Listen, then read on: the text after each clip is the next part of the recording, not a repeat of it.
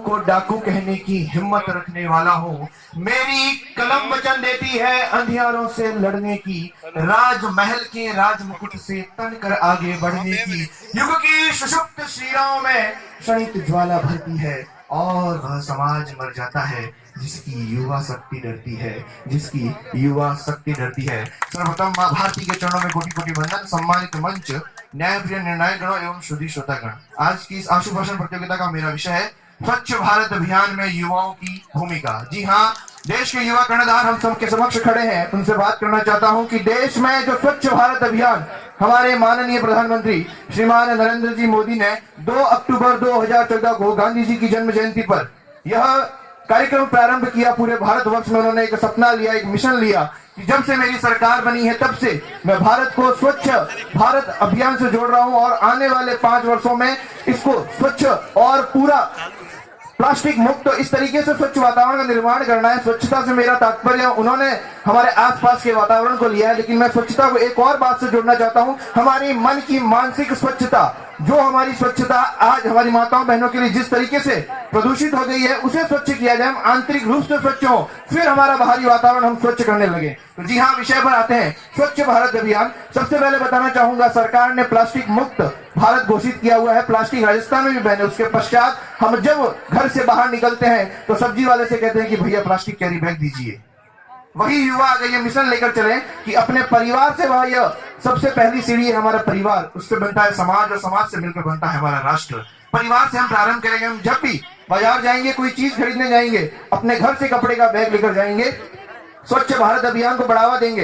एक दिन संडे या रविवार का ऐसा दिन निश्चित करें जिस दिन कॉलेज के युवा, स्कूल के युवा मिलकर कुछ सार्वजनिक स्थल की सफाई करेंगे। हम इस समाज में एक यह मैसेज देना चाहते हैं कि किस तरीके से हम स्वच्छ भारत को अपनाएंगे तो हमारे आसपास का वातावरण स्वच्छ होगा, हमारी मानसिक स्वच्छता आएगी, हमारे जो प्रार्थना स्थल है, हमारे जो मंदिर है, मस्जिद है, गुरुद्वारे हैं, देवालय हैं, उन सबको हम स्वच्छ रखें, हमारे घर को स्वच्छ रखें, हमारा पूरा भारतवर्ष हम स्वच्छ बनाएं।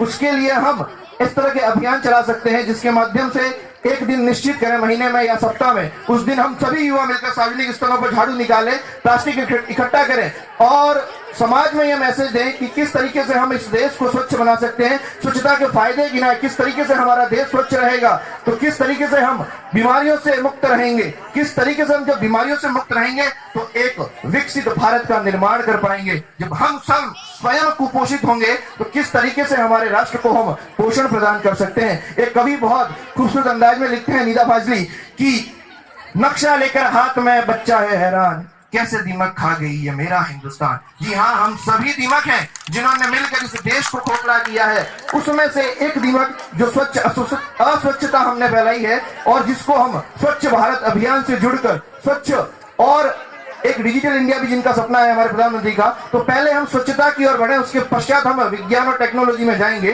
तो हमारे देश को हम एक विकसित देश की श्रेणी में खड़ा कर सकते हैं। और जो आज भारत विकासशील देश की श्रेणी में चल रहा है, मुझे आशा ही नहीं बल्कि पूर्ण विश्वास है कि अगर युवा शक्ति इस स्वच्छ भारत अभियान से जुड़ जाएगी तो जरूर एक दिन हमारा भारत भी विकसित देश कहलाएगा। अंत में 2 पंक्तियां समर्पित करता हूँ भारत को। कवि ने लिखा है कि वृद्ध भारत विश्व भर को ज्ञान सिखलाता रहा, ज्ञान का विज्ञान का सन्मार्ग दिखलाता रहा। जर्मनी, इंग्लैंड, इटली, फ्रांस और बुल्गारिया, फ्रेंच, स्वीडन, नॉर्वे भी सीख कर जाता रहा। धूम जिसकी मच रही है आज इस संसार में, वह देश अमेरिका भी हमारा शिष्य कहला।